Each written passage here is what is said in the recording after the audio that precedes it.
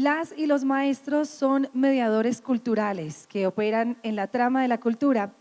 Piensan el problema de la transmisión en una perspectiva que se esfuerza por poner el diálogo las generaciones jóvenes con las adultas. Trabajo complejo, sí lo hay. El que produce a veces ser apoyado y a veces también con el orden de la enseñanza. La próxima conferencia nos propone abordar estos y otros problemas desde la perspectiva de un estudio de casos sobre el modelo de escuela nueva. Nos va a acompañar a continuación Andrés Klaus Runge por Colombia en su ponencia titulada El orden de la enseñanza, las formas sociales y las mediaciones en la educación rural, un estudio sobre el modelo de la escuela nueva. Quiero presentarles entonces a nuestro siguiente invitado. Andrés Klaus Runge es licenciado en Educación, Inglés, Español de la Universidad de Antioquia, doctor en Ciencia de la Educación de la Universidad Libre de Berlín, postdoctor del Programa de Investigación en Ciencias Sociales, Niñez y Juventud, Claxo, profesor titular senior de la Pedagogía y Antropología Pedagógica, Tradiciones y Paradigmas de la Pedagogía e Historia de la Infancia y Culturas Juveniles de la Universidad de Antioquia. Docente y asesor en la maestría y el doctorado en Educación de la Universidad de Antioquia, profesor del doctorado en Ciencias Sociales, Niñez y Juventud, CINDE, Universidad de Manizales, y coordinador del programa de investigación sobre formación en antropología pedagógica e historia por MAF. Vamos entonces a recibirlo con un fuerte aplauso, a darle la bienvenida y agradecerle su presencia en nuestro primer Congreso Latinoamericano de Educación Rural. Bienvenido.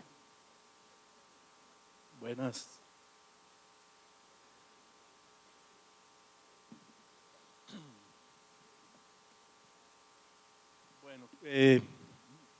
Bueno, gracias a los organizadores, a los que apoyaron este evento, a ustedes como participantes. Ya nos falta el tiempo, entonces voy a tratar de ser muy rápido, sobre todo el tiempo de la barriga del almuerzo, entonces eso empieza a presionar mucho más que la cabeza. Bueno, lo que les quiero presentar hoy tiene que ver con los resultados de un proyecto de investigación que se realizó apoyado por Colciencias, que buscaba, como ustedes pueden ver en la diapositiva de abajo, analizar la educación rural en Colombia, específicamente lo que conocemos muy bien como el modelo escuela nueva. Y la idea era mirar como asuntos que estaban relacionados con las mediaciones, entendiendo por mediaciones fundamentalmente interacciones, las medialidades o los mediadores, en este caso las guías y otro tipo de artefactos, y por supuesto la implementación del mismo. Voy a leer una parte y después comento. La realización de una clase se puede equiparar hasta cierto punto a la interpretación de una pieza musical. El intérprete o los intérpretes, músicos, cantantes, pueden hacer una composición, apresarla en una partitura e interpretar la pieza musical 2 o más veces. Aunque quepa decirlo, nunca una pieza va a ser la copia exacta de la primera versión. Ni mucho menos la composición como tal, ¿sí? Que yace como partitura. Así como la interpretación musical, la realización de la enseñanza tiene que ver con una realización práctica, para la que puede haber una partitura, pero que nunca se va a equiparar a tal partitura. ¿Sí? Por eso hablamos de la enseñanza como una práctica social, como una realización práctica de una elevada complejidad y con muchos elementos en juego. Históricamente entonces la didáctica o lo que conocemos como reflexiones didácticas de las ciencias, etcétera, etcétera, en su mayoría se han dedicado a pensar la enseñanza a partir de las partituras que ha creado y propuesto sobre dicha enseñanza. Unas veces con unas pretensiones explicativas e interpretativas y otras, quizá la mayoría, con unas pretensiones más de tipo prescriptivo normativo, haga así. ¿Sí? Muchos de los denominados modelos didácticos que circulan, por ejemplo en Colombia, van en esa última línea. No obstante, miradas críticas al respecto, sobre todo desde lo que se ha denominado la investigación empírica cuantitativa y cualitativa sobre la enseñanza, le han venido cuestionando este tipo de trabajos didácticos el profundo desconocimiento del sinnúmero de sonoridades que conforman la enseñanza y que desde una mirada de arriba hacia abajo quedan por fuera del registro dado con tales partituras. Es decir, hay un cuestionamiento fuerte al hecho de que desarrollan partituras sin conocer las condiciones, los instrumentos, los sonidos que están disponibles. Se les cuestiona entonces el que no reconocen que la enseñanza es una práctica altamente compleja, intransparente y contingente. Un acercamiento inductivo, es decir, esta otra orientación que tiene un carácter más empírico, reconstructivo e interpretativo, con la que nos identificamos y que propone más un ejercicio analítico y reconstructivo, está orientada a romper la caja negra de la enseñanza. Hablamos mucho de pedagogía, de educación, de enseñanza, pero lo que menos hemos entrado a teorizar es lo que sucede ahí en la realidad, ¿sí? Necesitamos más observaciones, recuperar experiencias, es decir, romper con esa caja negra de la enseñanza y en vez de presuponerla, hay enseñanza, hay educación, en vez de presuponerla, habría que indagarla, explicarla a partir de estudios, investigaciones, teorizaciones, relatos, conceptualizaciones, y que por el otro y a partir de esa orientación, pues precisamente sí desarrolle teorizaciones y conceptualizaciones, llamémoslo así, empíricamente fundamentadas y se produzca un conocimiento más situado. Precisamente el propósito de esta ponencia es moverse en esa relación entre empiria y teoría, bajo el presupuesto de que todo dato, por supuesto, está cargado teóricamente, pero que toda teorización debe sensibilizarse frente a lo empírico. De allí la expresión en el título de una didáctica empírico-reconstructiva. Bueno, en el primer capítulo se hace un recorrido por lo que es el modelo Escuela Nueva, que ustedes conocen muy bien, entonces no me voy a centrar en eso. Ustedes saben que se plantea la idea de un aprendizaje activo, hay una lucha frontal contra la enseñanza frontal, se plantea la idea de una promoción flexible y se enfatiza sobre todo en las relaciones escuela y comunidad. Todo esto, como ustedes también lo conocen muy bien, digámoslo así, está ubicado o compuesto de ciertos elementos, el componente de capacitación y seguimiento, que hace mucho el rato parece ser dejó de funcionar muy bien, ¿sí? El componente curricular, que hace mucho tiempo se estancó o se redujo a la guía, un componente administrativo que ustedes saben muy bien, lo han llevado paulatinamente a las escuelas de las partes centrales, y un componente comunitario que de pronto sí es el que se sigue moviendo, pero más en una lógica de espontaneidad, de ayuda. Yo engordé como 3 kilos en mi trabajo de campo porque pues, uno comía bastantico. Bueno. De todas maneras, quien piense la enseñanza no puede desconocer que se enfrenta, digámoslo así, en términos más abstractos a ese cuento que nos han vendido en la didáctica, que se denomina el triángulo didáctico. No obstante, pensar la enseñanza implica por principio ponerse, digámoslo así, analizar esa situación de interacción en donde no se trata solo y únicamente, digámoslo así, de una relación entre un alumno y un maestro a la luz de una temática, sino que también hay unos procesos allí involucrados que tienen que ver con dinámicas de reconocimiento. O sea, no es solo qué le transmito yo al otro, sino cómo me dirijo al otro para transmitirle eso que le estoy transmitiendo, ¿sí? Entonces, Pepito Canzón, mire, páreme bolas, ¿sí? Pepito Canzón ya es un tipo de sujeto distinto a María la aplicada. Es decir, en las dinámicas de interacción de la enseñanza, en su núcleo básico, también estamos llevando a cabo procesos de subjetivación, de reconocimiento, que serían, digámoslo así, otro de esos lados por investigar dentro de las situaciones de enseñanza.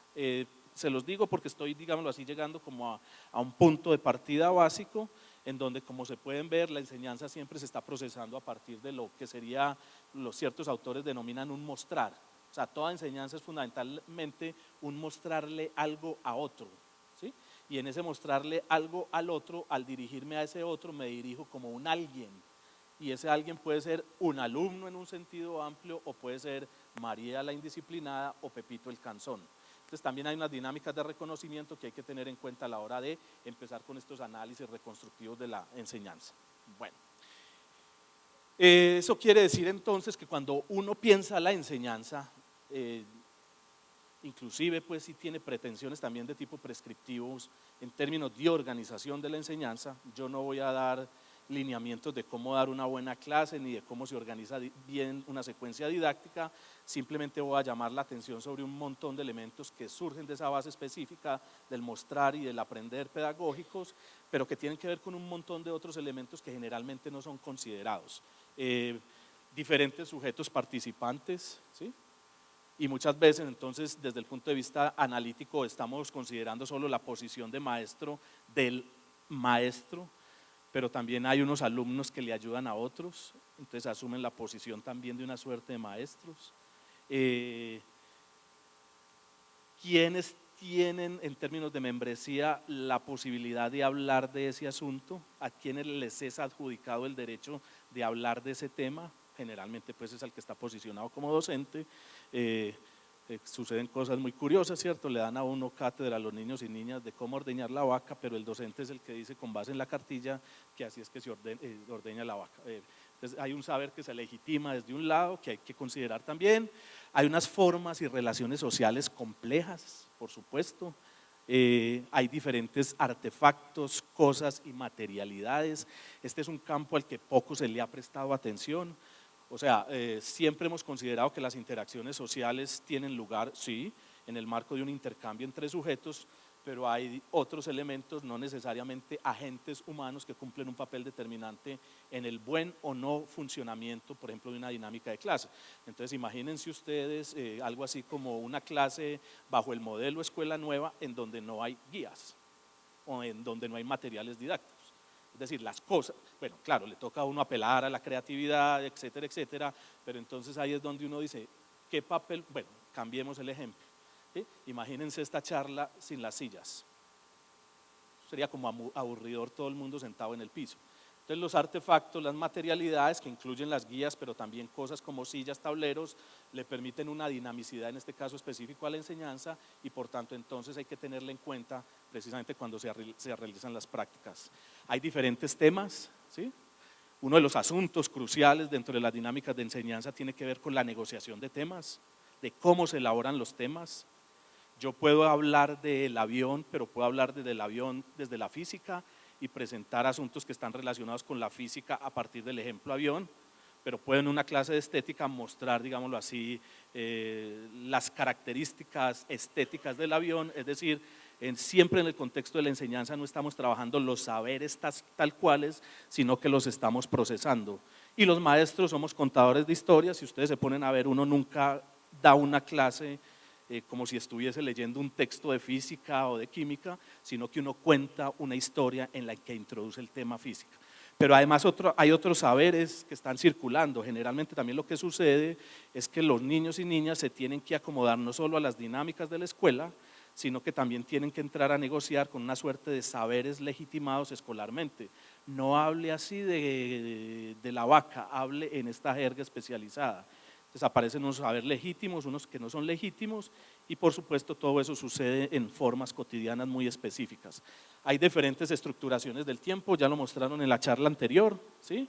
De hecho, una de las conclusiones, tesis del trabajo de investigación es que cuando uno mira, al menos en estos casos estudiados, el ritmo de la enseñanza, usted se encuentra con que no existe el ritmo de la enseñanza bajo el modelo escuela nueva, sino que hay muchos ritmos, ¿sí? Está el ritmo del estudiante, está el ritmo del grupo, porque ya vamos a ver que se configuran también diferentes formas de estructuración de la clase.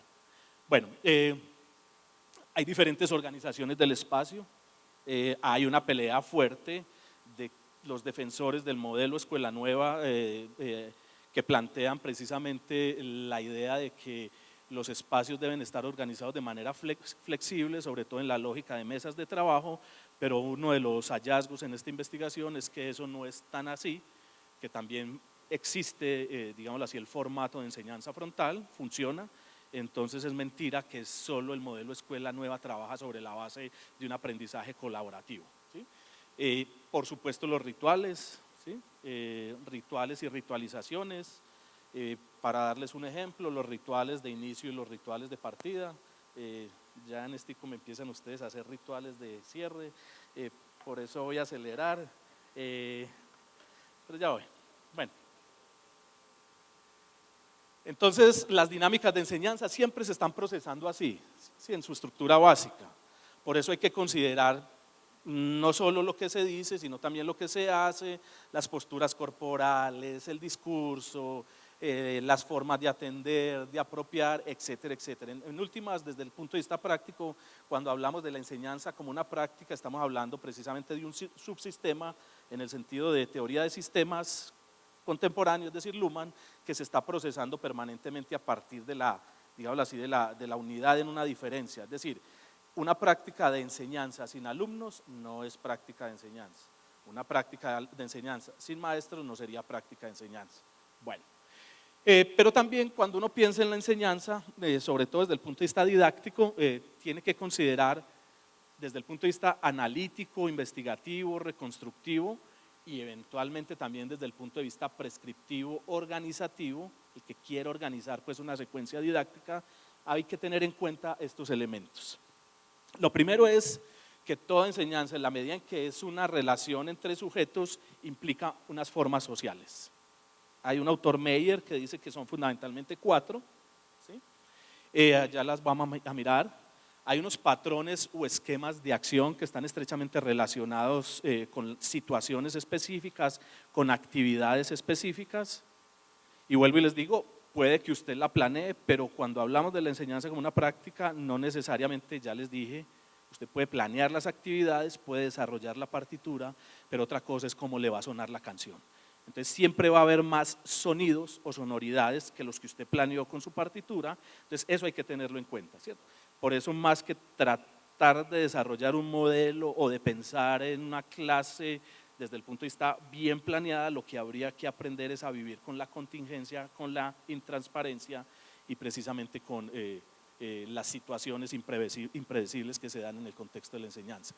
Unos patrones o esquemas de acción, ¿sí? Toda situación educativa, toda situación de enseñanza se puede reducir, hay autores que trabajaron desde la perspectiva no metodológica hasta llegar a un punto básico de esas interacciones que tiene que ver con las preguntas y las respuestas, pero no me voy a meter ahí. Hay unas formas de transcurrir o secuenciación que tienen que ver con la conferencia anterior, y es decir, cómo se organizan temporalmente las actividades, ¿sí? Es decir, qué sentido se les da. Y unos procesamientos y selecciones temáticas, como les dije ahorita. Bueno,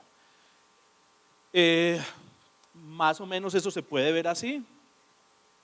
Hay un espacio materialidad, sillas, pupitres, tableros.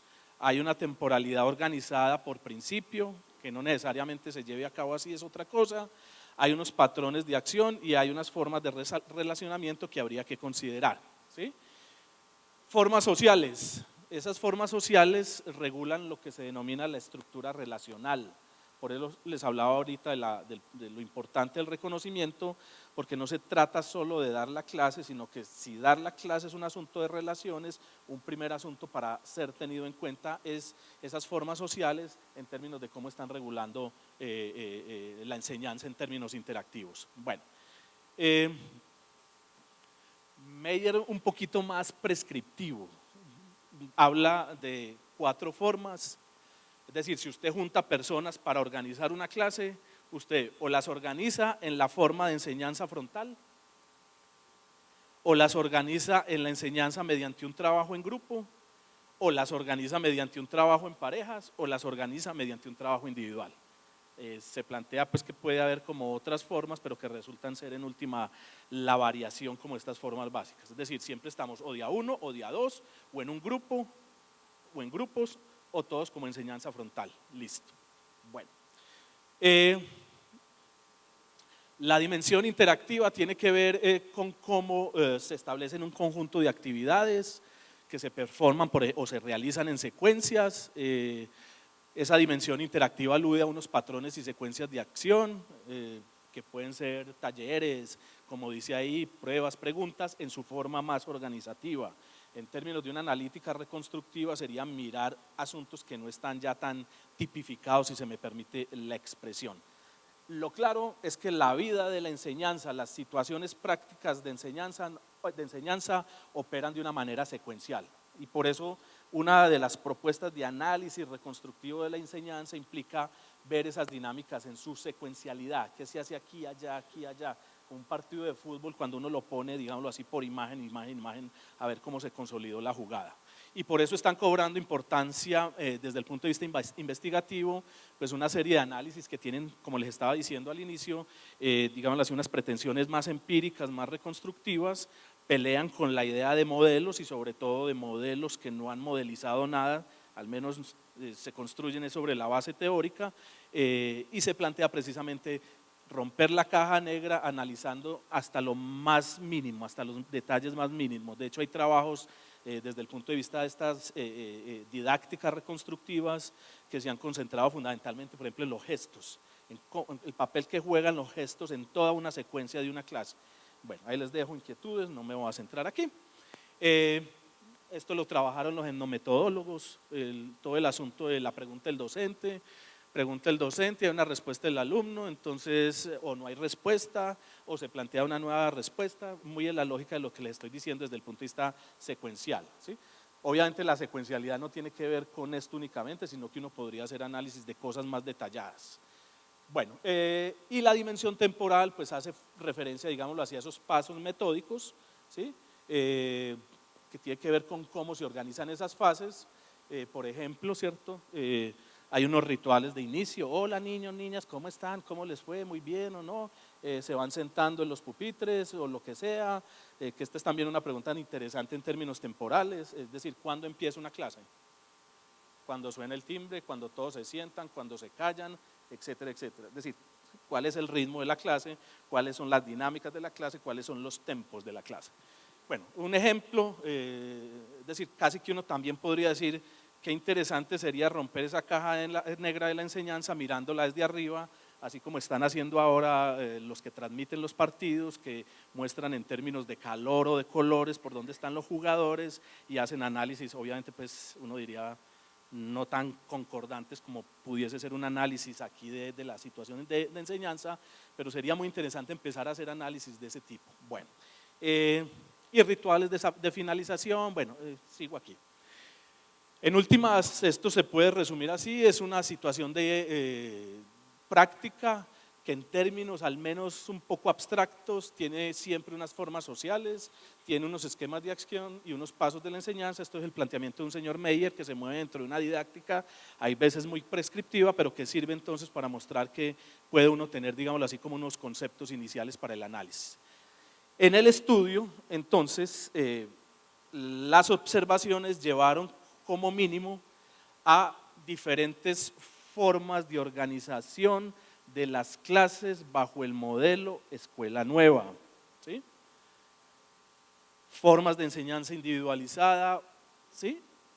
En donde cada uno, los alumnos individuales trabajan en sus temas, enseñanza diferenciada, en donde equipos de trabajo trabajan en unos asuntos, una enseñanza abierta, que es la que menos funciona, en donde los alumnos eligen, una enseñanza más autoorganizada, pero por otro tipo de cuestiones, ahorita lo vamos a ver, una enseñanza, por supuesto, de tipo adaptativo, que ese es el caso que les mostraba ahorita, que lo voy a volver a mostrar, en donde se organizan unas clases muy curiosas. Por un lado son trabajos colaborativos en mesas y la maestra está por el otro lado dando clase de enseñanza frontal, y propiamente la enseñanza cooperativa, que es lo que se plantea como lo que pareciera ser que siempre se hace bajo el modelo escuela nueva. Bueno,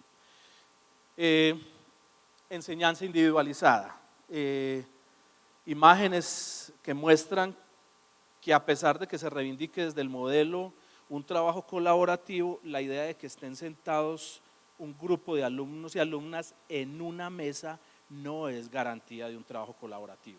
Ahí están sentadas, junticas, pero todas están haciendo trabajo individual, ¿sí? Y con una guía y copiándola. No me escucharon, ¿cierto?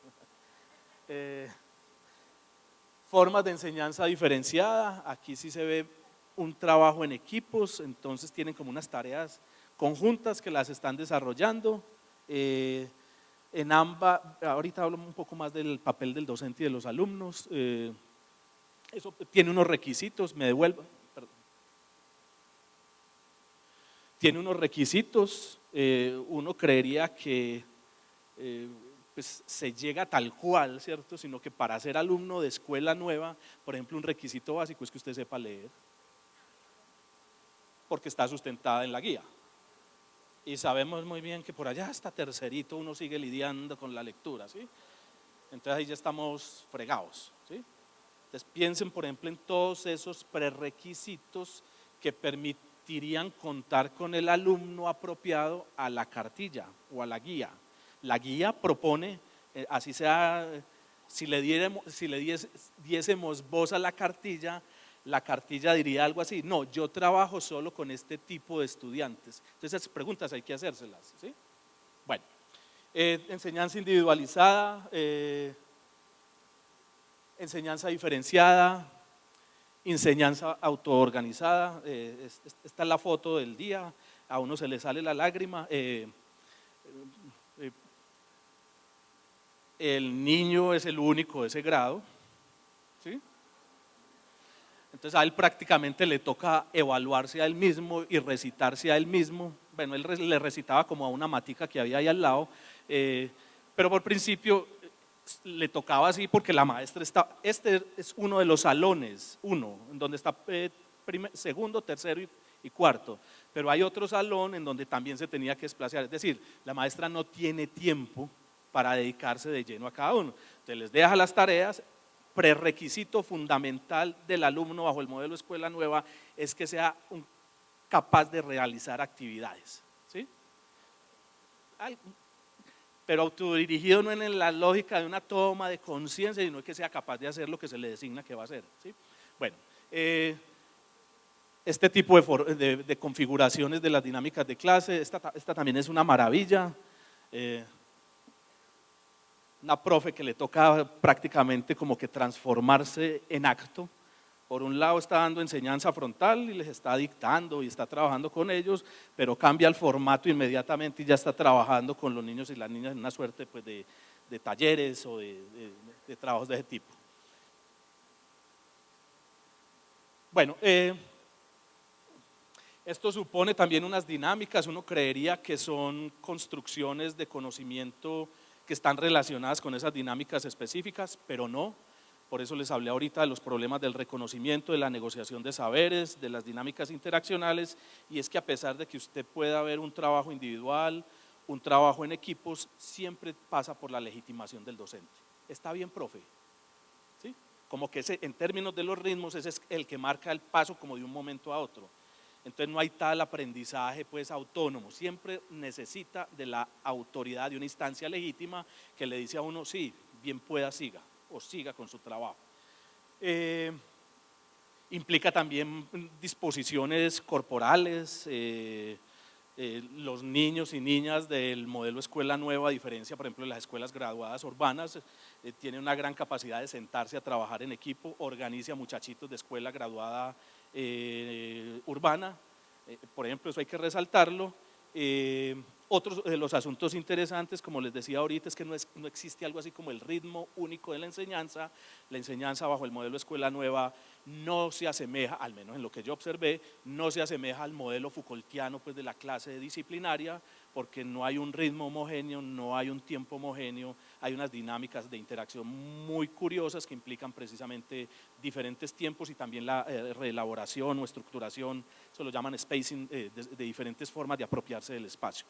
Bueno, el curso de las acciones, el curso de la enseñanza en instituciones escolares que dicen orientarse por el modelo escuela nueva es el resultado de una interacción dinámica entre, digámoslo así, alguien que le muestra algo a otro, ese lo procesa. Ese mostrar es la idea de un mostrar dirigido, de un mostrar explicativo. Otra de las cosas que no vimos es que precisamente no hay unos procesos de retroalimentación. Se vuelven muy buenos ejecutores de actividades, pero no hay un proceso, digámoslo así, de negociación simbólica. A ver, ¿usted qué entendió por eso? Yo no estoy de acuerdo. ¿Y usted por qué sí está de acuerdo? O sea, eso no se hace.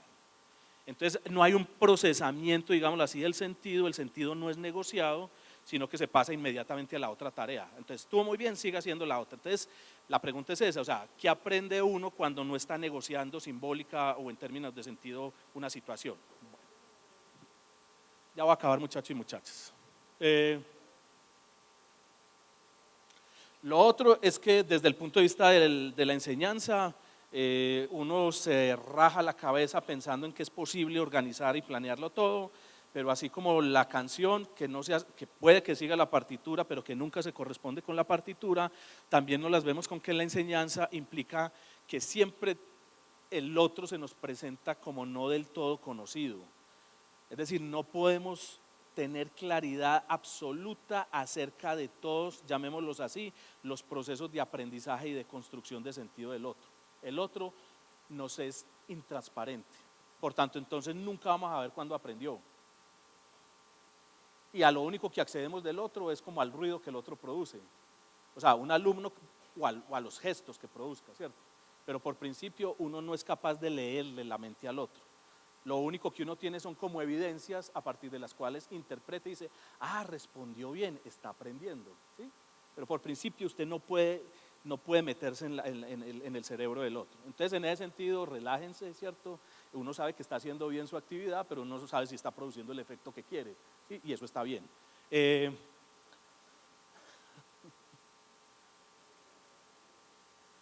Doble contingencia, eso lo trabajan los teóricos de sistemas, ¿cierto? Que se origina sobre todo mediante esa doble contingencia, que tiene que ver con el cara a cara entre presentes, y esa doble contingencia produce una indeterminabilidad interna de la comunicación e interacción de la enseñanza, ¿sí? Que tiene que ver con que el comportamiento de un participante, en este caso el del alumno, no es transparente para el otro, por ejemplo para el maestro, y viceversa, ¿cierto? O sea, una cosa es lo que yo quiero y digámoslo así, toda la idea que traigo, pero otra cosa es lo que el otro quiere. Y por principio yo no le puedo leer el aburrimiento, el hambre, bueno, a ustedes sí se lo estoy leyendo. Es decir, siempre hay unos lados que no me son totalmente accesibles, asequibles, y que implican precisamente eso, que los seres humanos son dinámicos, que las prácticas son dinámicas y que hay que contar permanentemente. Es decir, un buen docente desde el punto de vista profesional sería el que se mueve más bien en términos de cómo sortear lo imprevisible y sortear la contingencia. Bueno, podemos decir entonces que cuando hablamos del modelo escuela nueva, este se ha de entender fundamentalmente como una propuesta normativo, prescriptiva y orientadora, y que por ello y desde el punto de vista de las dimensiones de la cultura escolar se ha de tener como parte del imaginario de la cultura escolar, ¿sí? Que este es otro elemento clave. Como no solo hablan las personas, sino que hablan las cosas, entonces usted se encuentra desde el punto de vista simbólico unas escuelas muy bonitas. Es decir, el manual del docente le dice a uno hasta dónde debe poner el reloj, ¿cierto? Entonces ponga la bibliotequita aquí, aquí debe tener el cuaderno viajero, las guías deben estar organizadas de tal manera. Entonces usted dice, wow, esta es una escuela nueva, ¿cierto? Pero como vimos en la investigación, esa escuela nueva desde el punto de vista simbólico, ya, ¿cierto? Funciona muy bien, pero desde el punto de vista práctico tiene otras dinámicas. Y por eso les decía, tenemos que hacer más trabajo de ese tipo, mostrando precisamente que no existe la enseñanza y que la enseñanza no es modelizable, al menos es reconstruible e interpretable, y mostrar esa variedad sería precisamente producir conocimiento que nos muestre esa diversidad de asuntos. Por eso, uno de los inicios, conclusiones reivindicativas del proyecto que hicimos con Élida fue más bien, en vez de hablar de un modelo escuela nueva, camisa de fuerza a la que todo el mundo se tiene que acomodar, ¿sí? Hablemos, digámoslo así, de unos parámetros de una propuesta, de un modelo escuela nueva, pero miremos es más bien los modos de existencia de esa escuela nueva. Y eso nos pone en otra lógica, nos pone en una lógica menos prescriptiva, porque lo que se usa es, pero es que eso no es del modelo escuela nueva, pero a usted le falta esto y esto y esto, ¿sí? Casi como que uno se tuviese que acomodar al modelo, y otra vez el modelo es una representación más bien teórica idealizada, cuando lo interesante sería, en términos de romper la caja negra de la enseñanza, mire, es que hay trabajo bajo el modelo escuela nueva, pero que tiene estas y estas y estas y estas variaciones. Conclusión, no existe el modelo, existen diferentes múltiples formas de existencia de la propuesta y eso es lo que habría que estudiar. Y si las estudiamos no solo es para producir conocimientos, sino también para tener, digámoslo así, elementos y poder decir, en Urabá no hay guías, no llegan, entonces nos toca inventarnos otro modelo, ¿será? ¿Sí? Estas maestras, escuela demostrativa, que lo que menos hace es trabajar con las guías. Sí. Entonces crean sus propias secuencias didácticas, planean sus asuntos, etcétera, etcétera. Entonces esa escuela es exitosa en términos de demostrativa, pero uno podría decir, están haciendo otras cosas. Bueno, muchas historias más para contar, yo dejo ahí, muchas gracias, nos vemos en el almuerzo.